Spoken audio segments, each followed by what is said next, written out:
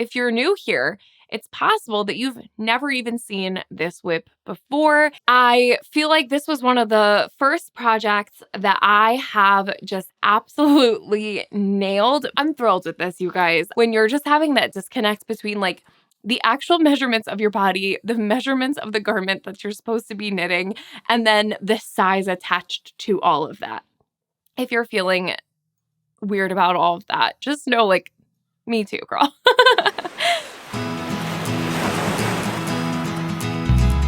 I'm Nora, and this is also known as Nora Knits.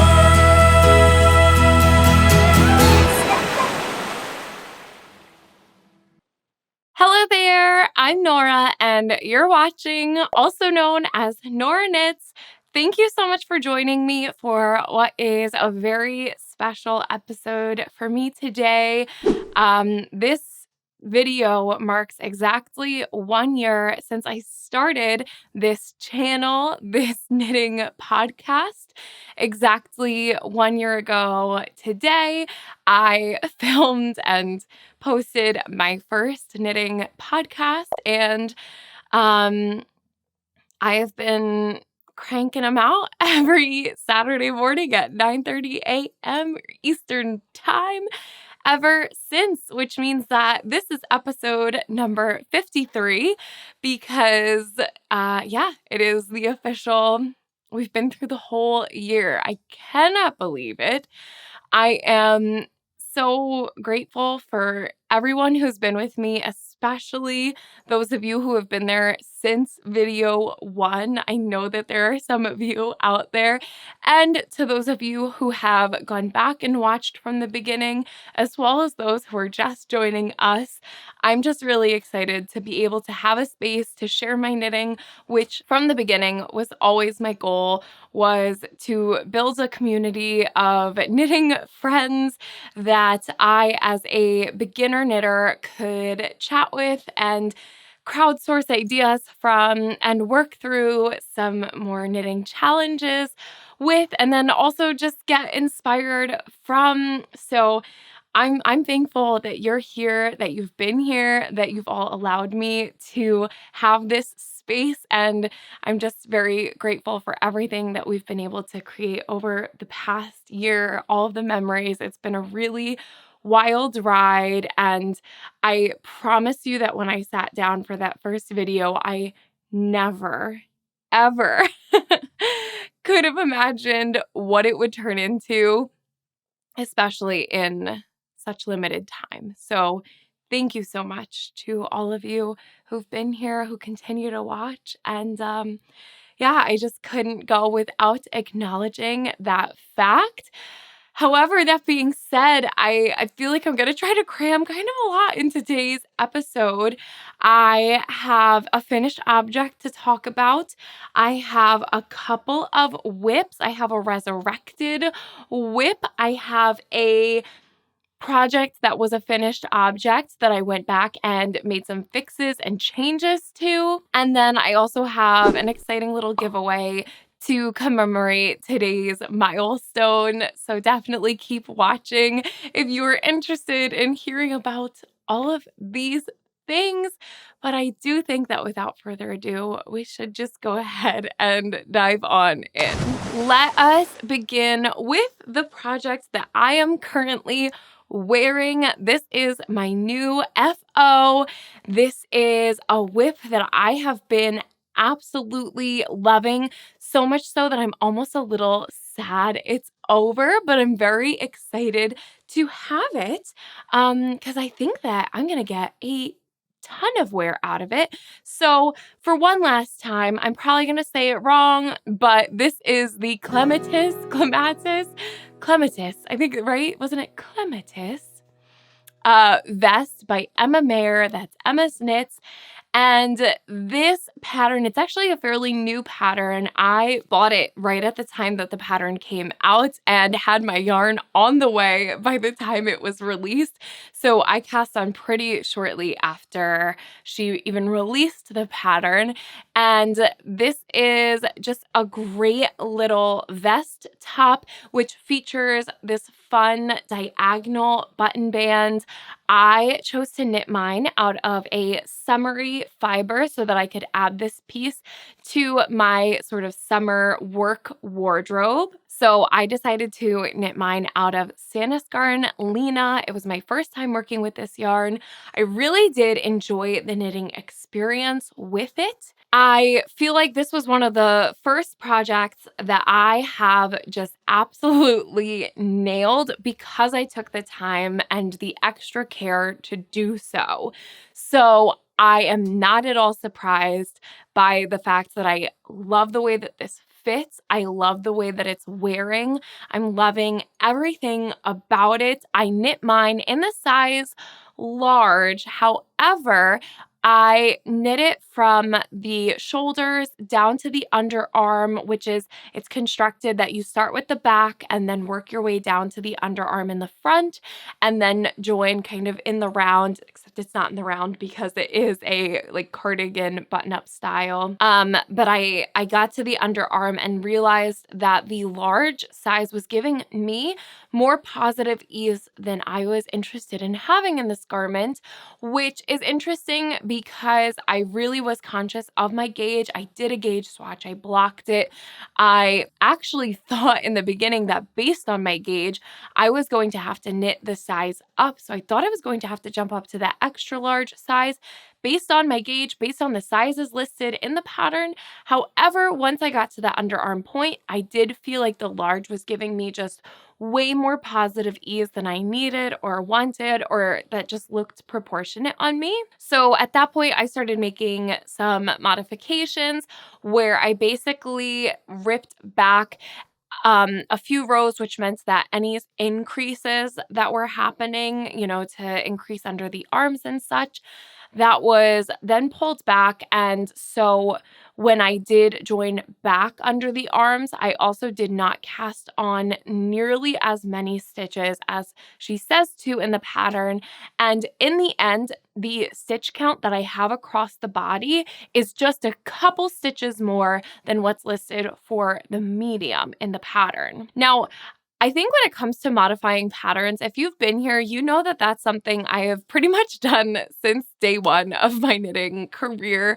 I've always seen knitting patterns as a guide and something that I have the ability as the maker to change up and shift to suit my needs best. I think that's one of the best parts about being able to make your own clothes is to be able to control those things that aren't working for you. And so I don't know that in every situation it would work to remove stitches cast on under the arms.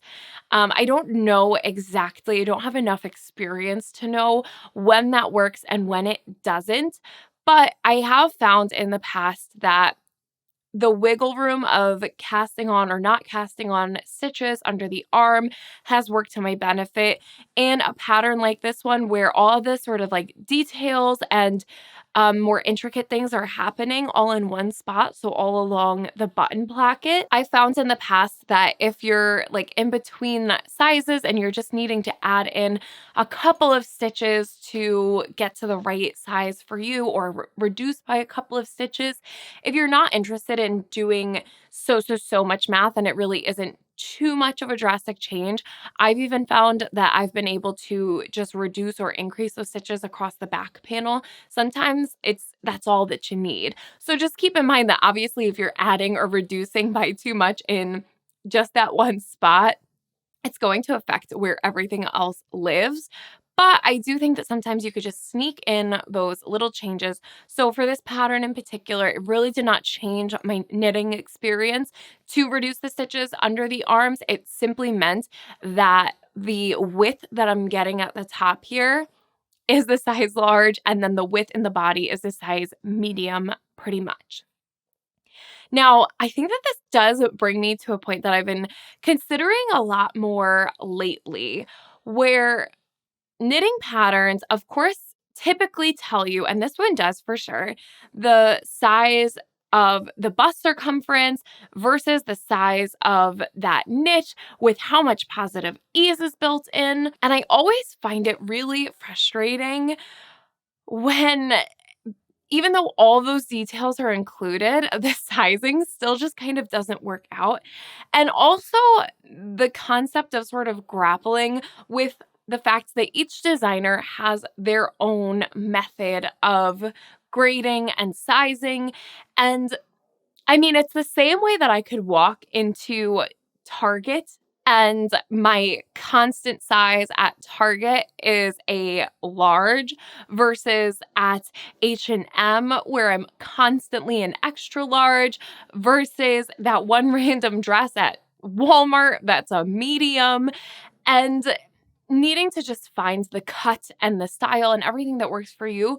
But I don't know why there's a disconnect happening in my brain when I'm looking at all that information in front of me. I could see the size and everything listed and compare it to my own body measurements and still not believe the fact that the medium would ever fit me. I think that that's just like a mental block that I'm having because I know and I'm comfortable with my dress size and everything. I always include my measurements in the description box, and I'm very fairly consistent when it comes to going to the store and knowing what's going to fit and what isn't. And medium just usually isn't the case for me. So I think that sometimes my own doubt of like just the label on the size, it sometimes hinders me from making the right choices. So I've been really trying lately to sort of ignore what size is even happening and instead just pay more attention to my gauge, to the amount of stitches that then make up the body, and just choosing which size is going to correlate to that best. I don't know if anyone else feels this way. I'm not sure where this comes from, but it is just something I've been noticing lately as I've been trying to choose sizes for patterns. I keep thinking that I should be a large or extra large or, on that end of the spectrum. And then when I'm falling short, I'm like, is it just this designer style? I don't know what it is. Maybe it's just the fact that in summer garments, I tend to prefer something with a little bit less positive ease than I would in a winter garment. So maybe that's what it is. I'm not really sure. I just thought maybe I would throw that out there in case there's anyone else who is experiencing a similar thing when you're just having that disconnect between like the actual measurements of your body, the measurements of the garment that you're supposed to be knitting, and then the size attached to all of that. If you're feeling weird about all of that, just know, like, me too, girl. But in the end, I'm really glad that I made that change. So yeah, from the top to the underarm, that's about a size large. And then from the underarm down to the body, the end of the body is just about a size medium. In the end, I wound up doing the amount of increases and decreases in the button placket that Emma tells you to knit in the pattern. I did also make it a point to measure this flat before and after blocking, so I can put those measurements up here. I have yet to compare them to the schematic or anything that's listed in the pattern itself, but I am certainly getting the fit that I wanted to get with this garment. I think then the only other thing that wound up being a sort of modification for me is all of the ribbing in the hems and such. I chose to, in both the neck and armholes, I did 5 rows of ribbing and then a sewn bind off. I did not do any setup rows in any of those parts. In the hem, I did 6 rows of ribbing. However, I did 4 rows of standard ribbing and then 2 additional rows of the setup rows, so knit and slip, and then a sewn bind off. And then in the button plackets, I had done 6 rows of ribbing with no setup rows. And To be honest, the reason for that was just I wanted slightly more narrow finishes around the neck and the armholes, which I'm realizing now that maybe had I just knit the medium from the beginning, I wouldn't have felt like it was a little wider than I needed. I'm happy with the width that it is right now, but I felt like if I had done the ribbing just that extra row too many, it could have been a really awkward length or width on me. So that was why I chose to do one less all up here. And then I felt like in the length, I was happy to have that little bit of a bulkier ribbing. Also knowing that the button plackets with the buttonholes and everything, as far as just ease of following the pattern, I didn't want to mess with the amount of rows I was going to be doing there. So I did want it to have a little coordination to another part in the pattern. And then the only reason why I had done the setup rows in the hem of this one was that I found that in the neck and then the armholes, I saw that there was a little bit of an opportunity for this natural plant fiber to want to flare a little bit, and I didn't want that to happen at all in the hem. And so by doing the setup rows, my goal was for it to help just kind of tuck things under ever so slightly instead of allowing them to flip up and out. My thought was almost like an old t-shirt. If you've been wearing it for so long and then the neck hole kind of gets stretched out and stuff, it's my understanding that those setup rows are going to help kind of control that overstretching, which in a fiber like this one, so not a wool, not something that has that elasticity, that bounce back, the setup rows I felt like would help to just keep things contained in the one spot it really mattered, because if the armholes and the neck started to flare out or stretch out in any sort of funny and unpleasant way, I know that other people have said that they would sew in some elastic to prevent that. And so I knew that that was an option in these round areas versus the straight across of the waist. As far as following the pattern, last week, I think that I was just about ready to sew the bind off on the hem. Maybe I had just done that, and then I just had to do the button placket. Everything was so easy. It's a really great pattern. I thoroughly enjoyed the process of this knit and following the pattern. So I really do recommend this. I will say that it's one of those patterns that has a lot of information, so it can be a little overwhelming, but it's all with good reason. I think that she does an excellent job of making sure that you feel confident and enough handholding throughout the process to feel like you could really get through any little challenges you might face. Then the last finishing touch, which is always my downfall, is buttons and finding just the right buttons to work for the finished piece. Now, I even had posted on my Instagram story this laying out with just a few button options. I knew from the beginning that I was kind of leaning towards something, either a tortoiseshell style button or a natural shell, what I would call more of a mother of pearl shell button. I don't know if that's the actual name of it. And my dad had found an old jar of buttons that we had in the house and gave it to me, which was really nice to be able to sort through all of those buttons and just take some of those to use even for reference, for size, for color, things like that. Before I went out and just started buying buttons, I laid some of those out. So that was what I had posted on my Instagram story. Of the 3 buttons that I had posted in that photo, there was only one that I had purchased with the idea of maybe using them for this, and it was the brown button. That was my sort of hint of a tortoiseshell, and honestly, it was a little too light compared to what I was picturing for tortoiseshell, but it was the closest thing that I could find in the right size. And even still, I don't know, none of them were speaking to me.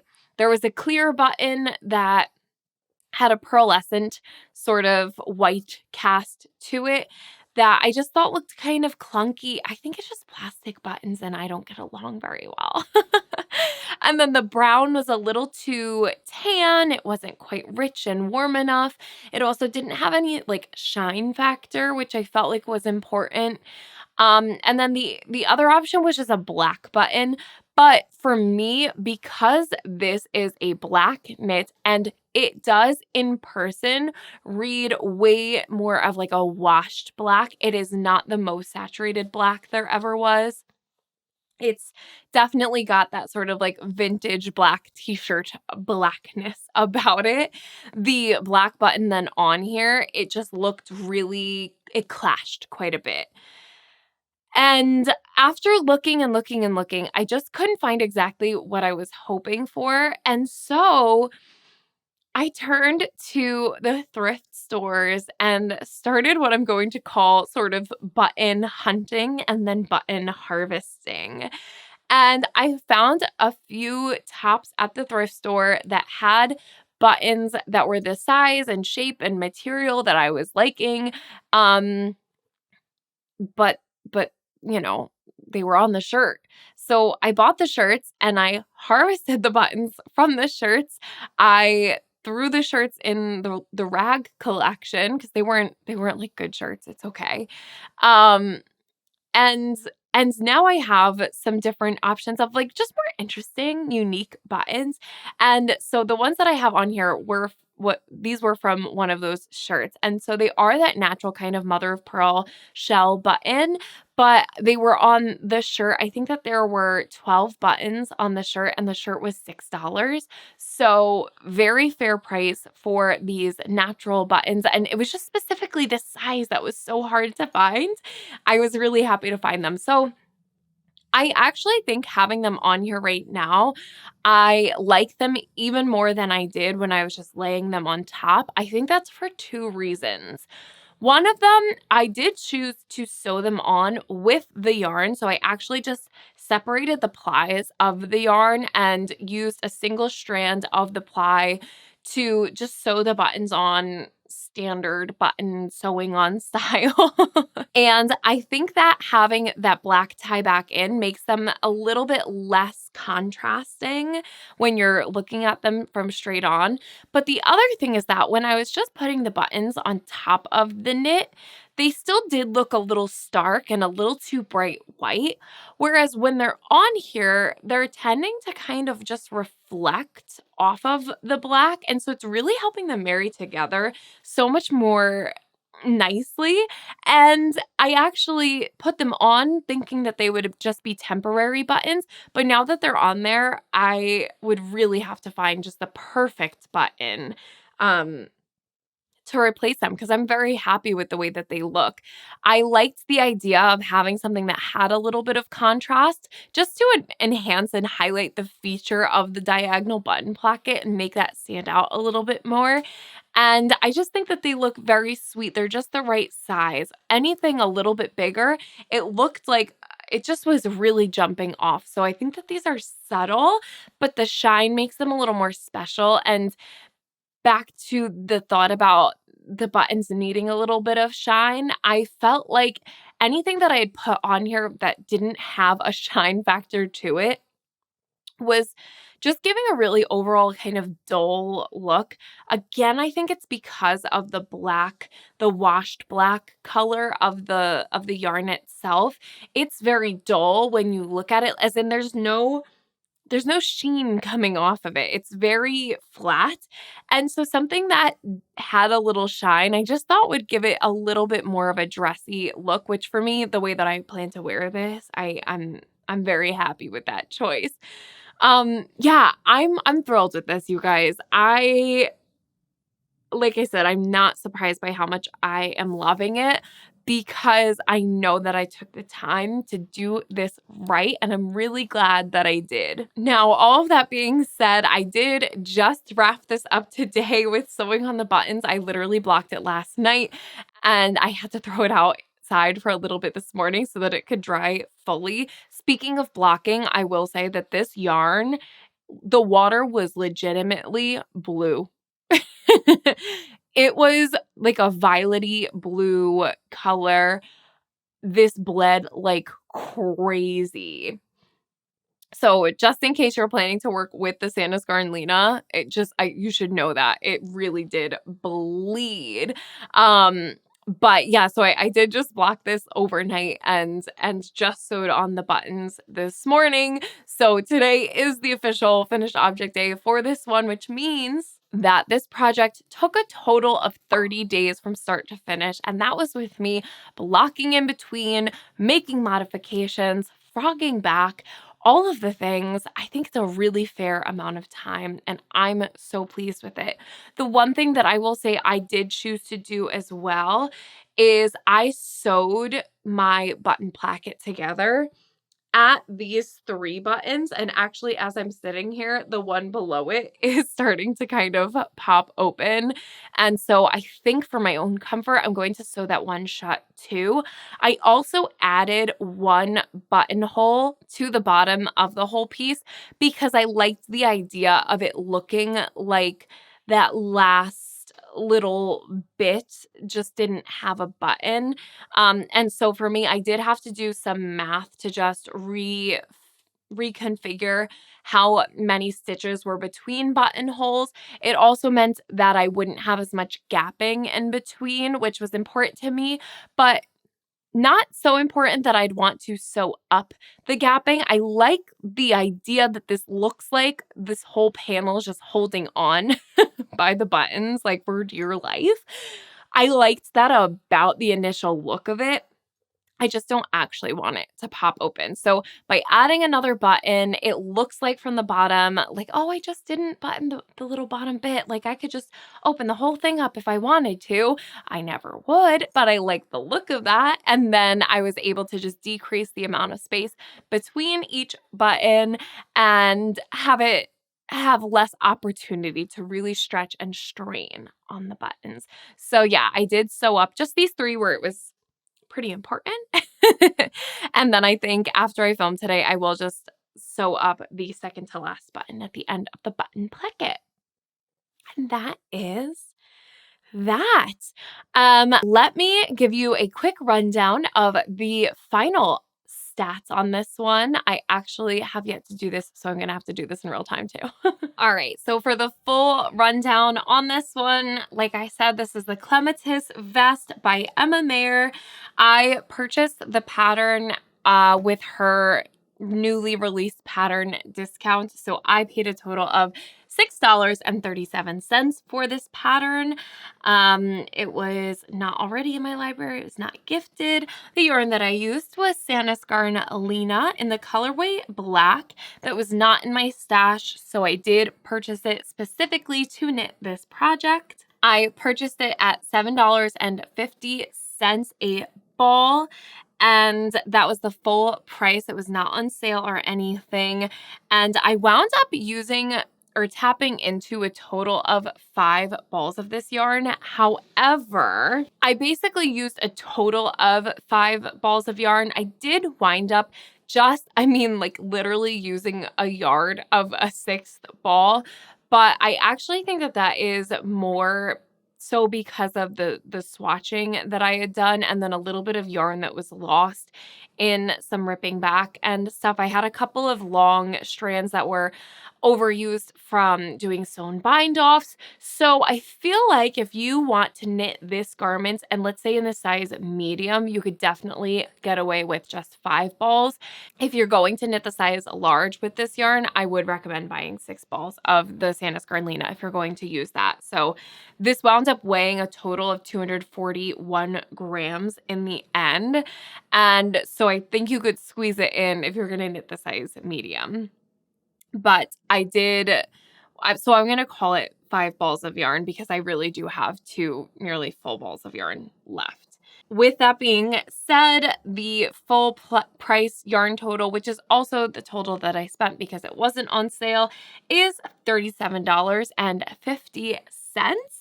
And additional expenses did include the buttons, which I said I purchased off of a shirt. And that shirt happened to be $6.99 at the thrift store, which means that my project total was $50.86. And that's for a project that was on the needles for 30 days. Now, again, I always like to say, was that worth it? Because I love this, so worth it. I think I will get an absolute ton of wear out of it. $50 for a little tank top.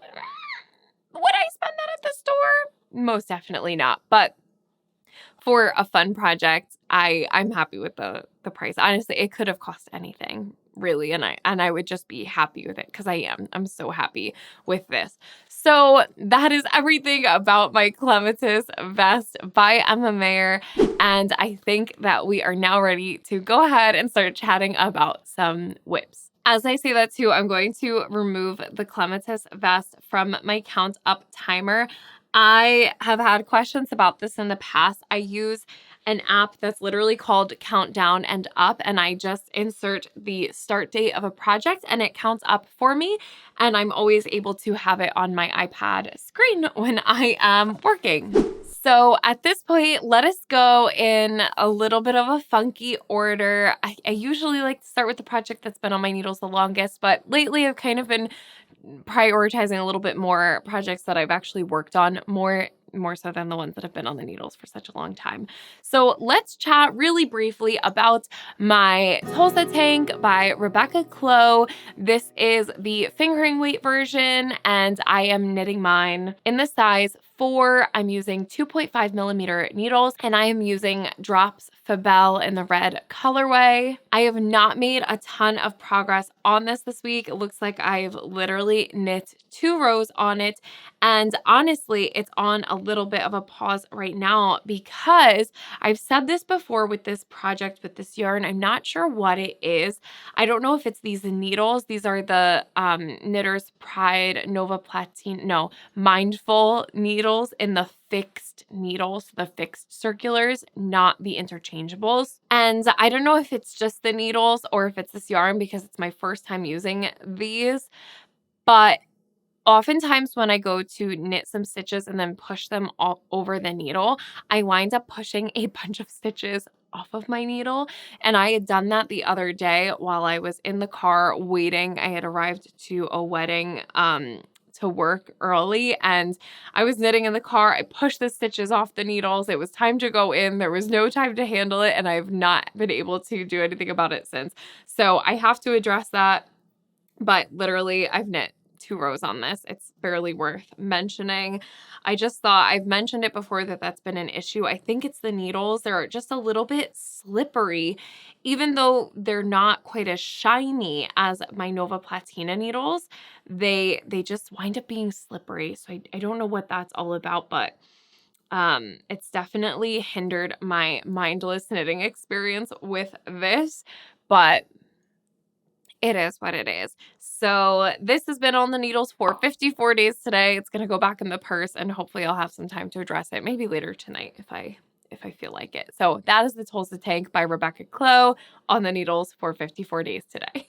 Next, let us go ahead and chat about my Cordelia skirt, which was a big topic of conversation after last week's podcast. I had some questions on how to move forward with things, and you guys came through as you always do. So thank you so much for all of your feedback on that. I am knitting this Cordelia skirt by Witchery Design in some Drops Belle, which is the direct comparison to the Sandisgarn Lena. I do intend to put together a full video on my comparison between the two. I don't know if I'll do it this year or just wait until next spring when I've had more time to live with these pieces. So just know, I honestly right now, I don't have a fully formed opinion on the comparison of the two. But I am knitting this in the size extra large. I am using 3.75 millimeter needles as compared to the 4 millimeter needles that are suggested in the pattern. And that was just because I was using 4mm needles to knit up the Clematis vest and I didn't have another set, as well as the fact that I did want to make sure that my gauge on this was a little bit more closed than open because it is a skirt. And did I say I'm knitting this in the size extra large? As I'm holding it here, you are seeing it upside down because you cast on at the waist and knit your way down. It still needs a waistband, which I will get to. But the real thing that we were chatting about last week was, does this skirt need a vent or no?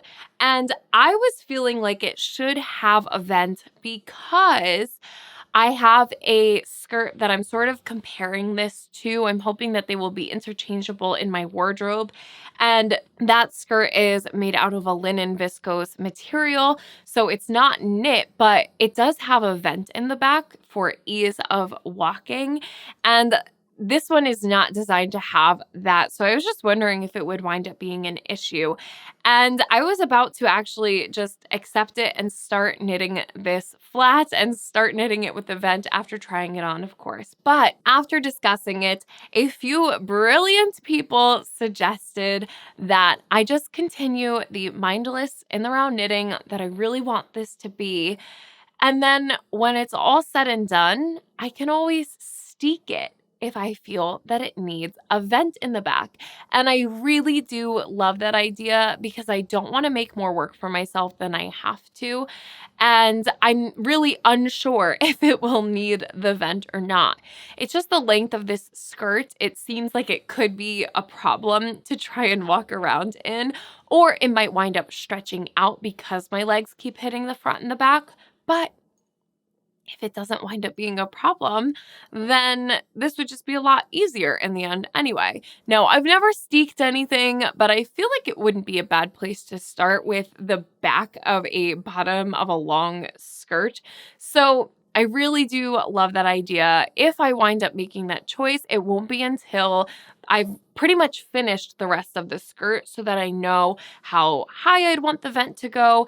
And the only other suggestion that I had, I mean, it was very torn. Some people said, don't do the vent. It's going to wind up sitting weirdly, which I also could see that being an issue if the vent might kind of tug things up a little bit in the back and then not in the front. So I was happy to have had some people point that fact out.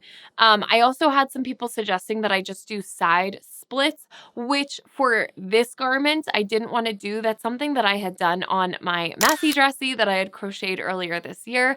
And I really loved it for that garment. But for me, it creates a little bit more of a sporty vibe that I just don't want this to have. I really like the clean look of it from the front. So I like the idea of just steeking it if it comes down to that. That's really not a problem with me. So thank you so much to everyone who gave their input because honestly, this has kind of been sitting just waiting to address whether or not it needed a vent. And then once I saw someone say steek it, I was like, that's it, done. Just keep knitting this in the round because this is my mindless knitting. Now, I didn't do a ton on this over the week because I really was trying to get my Clematis done. So you could see here with my broken progress keeper that I've really just knit a black stripe and a half, which this is, like I said, drop spell in black, and then the main color is mint cream. So I'm going to remove this progress keeper now, and I'm going to replace it, which is a really great segue to chat about the giveaway to celebrate this 1 year of knitting podcast life. A couple weeks ago, I had received a message from the Instagram account Sable and Stone and Danielle, the creator behind the business. Danielle offered to send over some of her amazing handmade notions, and she included some for me, which was so generous and unexpected. But more importantly, she has created 3 sets that we can give away to you guys. So I'm very, very grateful to Danielle for doing this. Like I said, the company is called Sable and Stone. She is a Michigan maker and has been making these gemstone knitting notions since 2016. I love the way that she put it, that she specializes in making modern designs, that it's basically like jewelry for your knitwear, which if you know me, first of all, I love me some jewelry. And honestly, I love notions that are functional and beautiful like these ones. So this just seems like honestly a perfect pairing between her and myself. She does do frequent drops with new designs. And so if you want to stay in touch with her designs, then definitely make sure that you're following her over on Instagram at sable.and.stone. This is the package that had arrived that she was gifting to me, which honestly, from top to bottom, this was just so professional. And I'm so excited because I really genuinely adore the way that these look. She just nailed it as far as aesthetic. They're beautiful. They literally could be jewelry. You could put these on my ears right now and I'd be a happy camper. And I'm going to pluck off one of these progress keepers. Let's go for this mighty beautiful one, just because I think that this scale will be really nice on my skirt. I'm so excited. Thank you so much, Danielle. So, like I said, not only did she so generously gift a couple of these to me, but I have 3 full sets to give away to you. So, if you want to enter the giveaway to celebrate this 1 year of AKA Nora Knits on YouTube and this knitting podcast, I would love if you would share in the comments any memory or anecdote or just what you enjoy about this channel. Honestly, I've poured so much love and so much work into this space, and I do love hearing any of your stories about what you've enjoyed about it along the way. It could be really as simple as just the first episode that you saw, or if you like to sing the theme song with me, anything that you want to share so that we can kind of, I don't know, have like a little reunion here to celebrate the time, the dedication, the space that you and I have created together. And now Danielle from Sable and Stone is helping us acknowledge with her amazingly gorgeous, beautiful knitting accessories. This giveaway will be limited within the US. I hope you can understand. I do ship all of these things out on my own dime. And so if you are within the US and want to participate in this giveaway, please just leave that comment down below sharing your favorite memory or your favorite thing about the channel. And I don't want to leave our international viewers out. I'm grateful for anyone who is here. So if you are international and you would like to have something special to commemorate this milestone, then let me know a wish list Ravelry project down below, and I will be selecting one winner that I will gift a pattern of their choosing on Ravelry. So let's leave that for our international viewers. Within the US, you're going to have the opportunity for the Sable and Stone. Outside of the US, you can have an opportunity to win a pattern of your choosing. And just let me know which one you would want down in the comments. I will make sure that all of that is clearly written down in the description box as well. So thank you again for being here. Thank you again to Danielle from Sable and Stone. And I'm just really excited now that I have this beautiful jewelry for my skirt. It looks so pretty. So thank you so much. Again, make sure you're following Sable and Stone on Instagram. So that's where we're at with this skirt. I definitely do think that we're just at about time. I mean, I know it's not long enough just yet, so I think we will save the try on of this for next week. I'm guessing right now that this would be right around at my knee length, and I know that I want this to be a much longer skirt, but I'm still really enjoying this. It's just not much is going on because it's just knitting in the round, which I'm grateful to still be doing. So that is the Cordelia skirt. Did I even say it's been on the needles for 28 days today? Now, if you've been here for a little bit, you know that there has been a long neglected whip, and she has finally made her way out back into whip territory, out of hibernation, and we're ready to get her wrapped up. If you're new here, it's possible that you've never even seen this whip before, and that's a little crazy to me because today, coincidentally, also marks the 200th day she's been on the needles. I think that is the longest. Certainly one of, if it's not the longest whip I've ever had. But this whip was consciously tabled back at the beginning of summer to make space for some summer knitting. And as it's been getting chillier, I've been so determined to pull her back out. So without further ado, let us chat about my sand cardigan by Maria Isaeva of Ula Knitwear. This project is being knit out of my absolute dream yarn to work with, which is Nora Majara in the colorway 01 Sake. Man, oh man, where do we even start with this? So if you're unfamiliar with the sand cardigan, it is a nearly floor length cardigan. It hits right around the ankles, and I have been chugging along on the double knit button band, which is basically, this is the worst part about knitting this whole pattern, is knitting a double knit button band that literally goes from ankle all the way up to the back of your neck, all the way back down to your ankle. And I'm grateful that I found a way to make it a little bit easier so that I wouldn't have to pick up all of the stitches first. I have been picking up the button band as I go, and I actually created a tutorial on how to do so. If that's something that you're interested in, I will link to it down below. It's actually posted on a second channel called More, aka Nora Knits, where I plan to post some more just other content in the future, but it's a good landing page for something kind of out of my usual, which is the tutorial. So this side of the button placket has the button bands all the way done from ankle up to, you might be able to see the double pointed needles poking out from just behind the neck here. So it is taking some time, but I'm determined to get through it. So I just busted this out a few days ago. Basically, once I finished the knitting on this, I was ready to get back to the sand cardigan.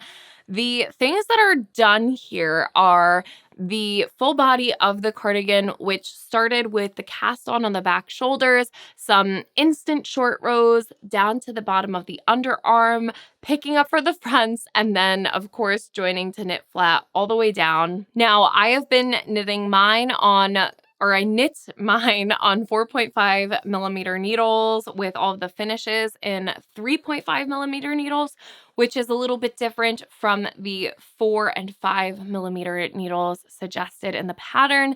So because of all of that, my gauge is also a little bit different. And in the end, I did choose to knit the size 5. I did make just a couple of modifications other than picking up the double knit button band as I go, as opposed to picking up all of those stitches first.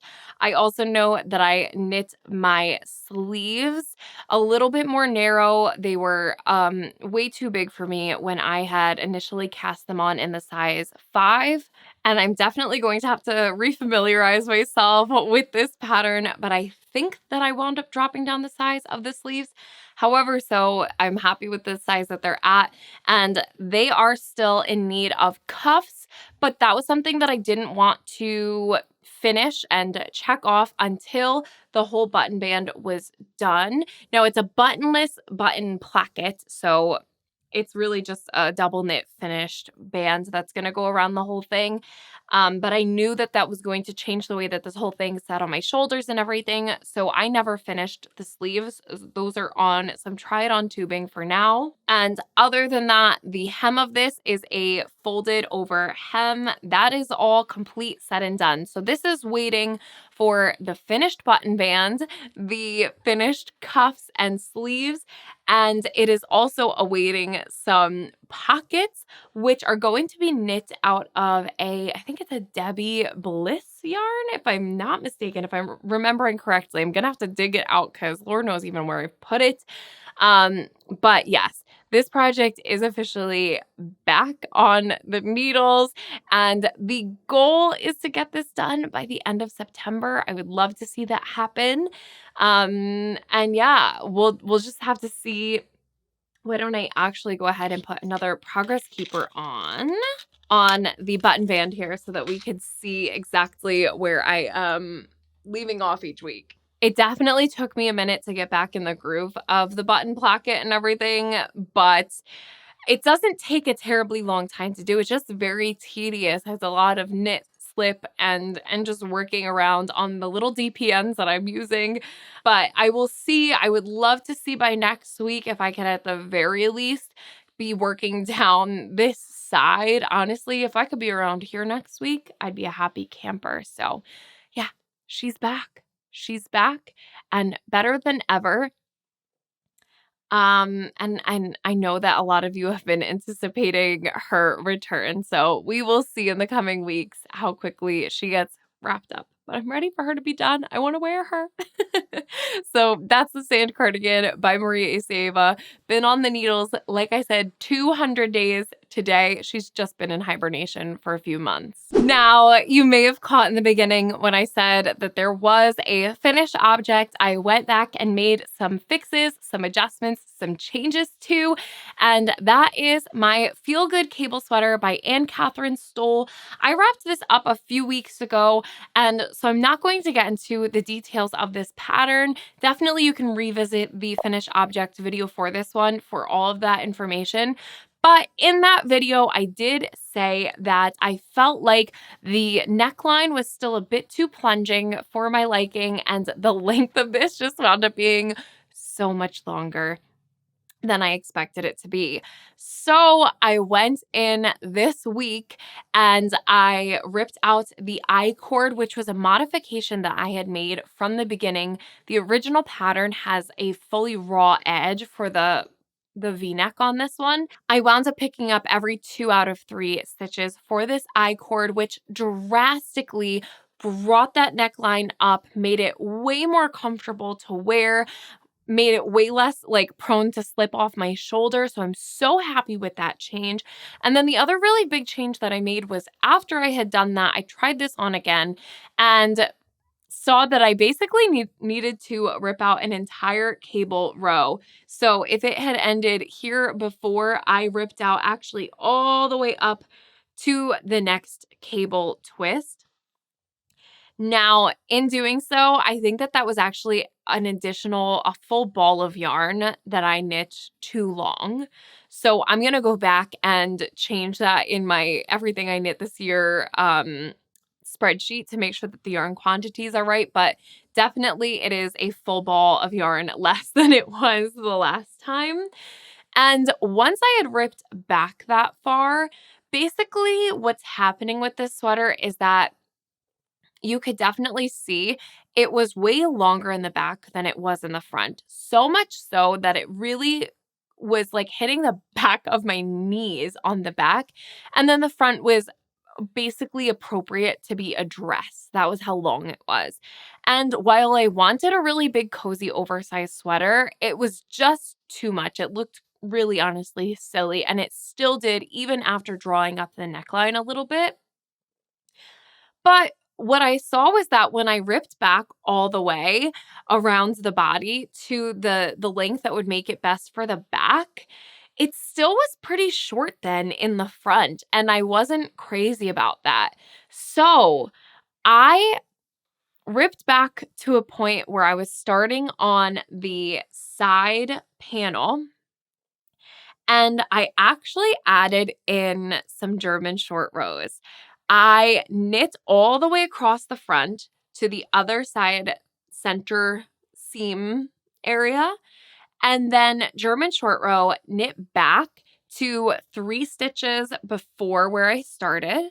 German short row, turned back, knit back to 3 stitches before where I started. Repeated that for, I believe, a total of 8 rows. And then went around and knit the whole thing in pattern one more time. And then started the rows of stockinette that create the stockinette rolled edge. Now, I have yet to reblock this. I think I'm going to give the whole sweater just another reblocking, but I will have to include some try on footage. It made the biggest difference for this sweater. It is officially a oversized, comfy, cozy sweater that is not doing that awkwardly long in the back, short in the front thing. I think it looks really, really nice in the end. And I'm curious to see after blocking how it's going to lay. I'll have to just keep you posted in a future video, because the only thing is that right now, without it being blocked, I am noticing that the front sort of wants to tench up a little bit. And I don't know if that's just because of the German short rows. Is it just because it needs to be blocked? I don't know exactly.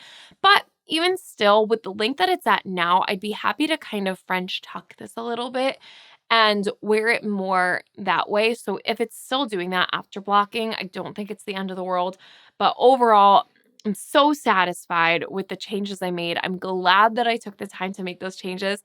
It's actually been sitting in the corner and kind of taunting me because I've wanted to wear it way more than I even thought I would.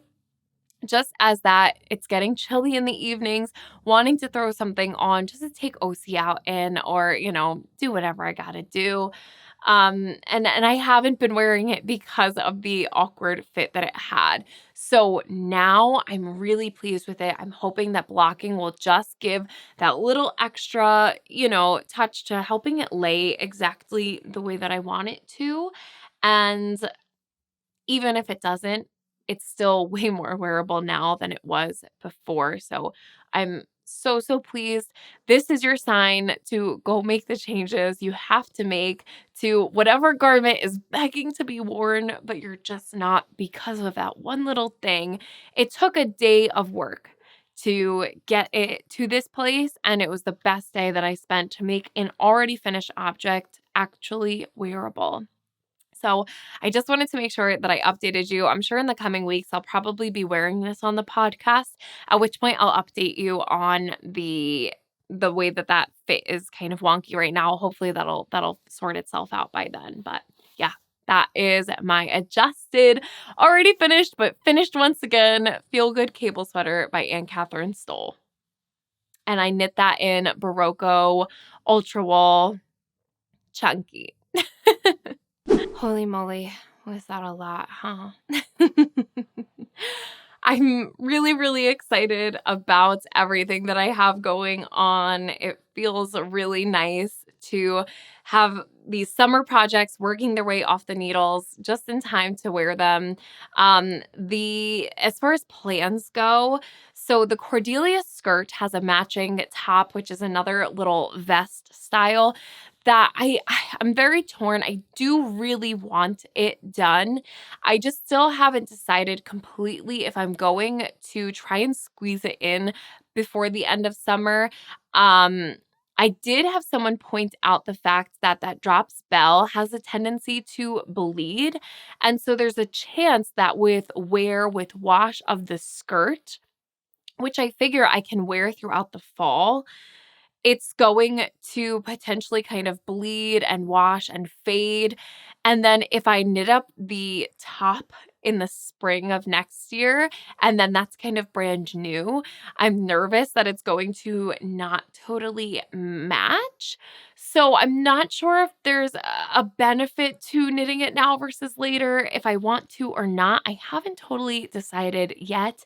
I will say that I have some yarn on the way to get going on some fall projects, so I'll be able to share that with you in the next video. As well as I will be getting to filming my fall knitting plans, which I'm very excited about. I'm just trying to get these last minute summer projects off the needles, get that sand cardigan done, and yeah, move into some cooler weather knits. Although I know I'm not the only one who is still working on summer knits. So I feel like I'm in a good place. With all that being said, and like I said, this is a year since the podcast began. That actually means that since this weekend last year, I have never ever missed a Saturday morning upload. I did have one video in there that I had technical issues and it didn't get out till Sunday, but I've never missed a weekend podcast. And I feel like now is a very good time to just take a week off. I'm in my busy wedding season. I'm a bridal hairstylist, and I just also would love a little time to refresh things over in this space. So I wanted to make sure that I just said it out loud that next weekend, Saturday, September 14th, there will be no upload here on AKA Nora Knits. However, the weekend after that, we will be back to our regularly scheduled content. And I'm sure you can understand that a year in, a week off seems like a good move. So I just want to say a big thank you again to everyone who's been here, who continues to support the channel, and just thank you for giving me this space to be myself and to create in all of the ways that I really love to. I'm very, very happy to be able to do this. So thank you. With that, if you enjoyed this video, I would very much appreciate it if you would go ahead and give it a thumbs up. If you subscribe and ring the bell, you'll be notified every time I post a new video. So certainly you'll get a notification on Saturday, September 21st, when the next podcast episode goes out, and any funny little video in between. And with all of that, a big ol' thanks for watching. Hi, I'm Nora, and this is my very first knitting podcast. I'm excited. I'm nervous. It's weird. My goal is to film weekly podcasts. I don't know who I think I am that I went into any store and was like, here's the card. Charge it, baby. Oh gosh.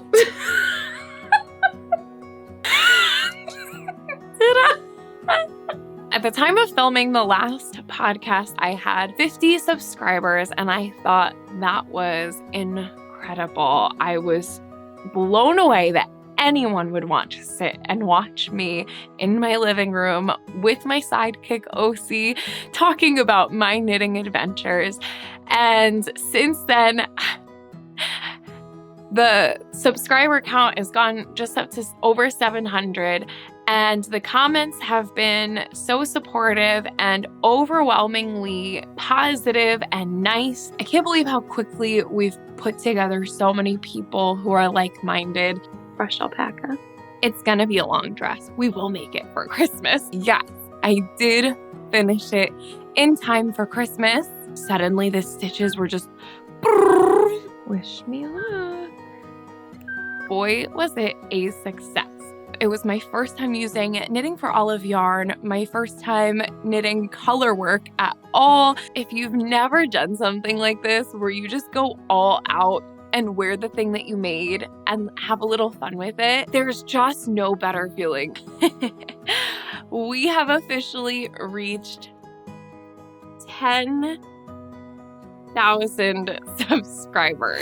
I just like to keep this channel as my happy space, and hopefully you feel the same way. So thank you for being my knitting friend, even from afar, wherever you are. Without you, I'm just a girl in a room talking to a camera, and that'd be weird. Thank you for hanging out with me. I hope to see you again soon. Happy knitting, happy fall almost, and yeah, just a big ol' thanks for watching. All right. Bye.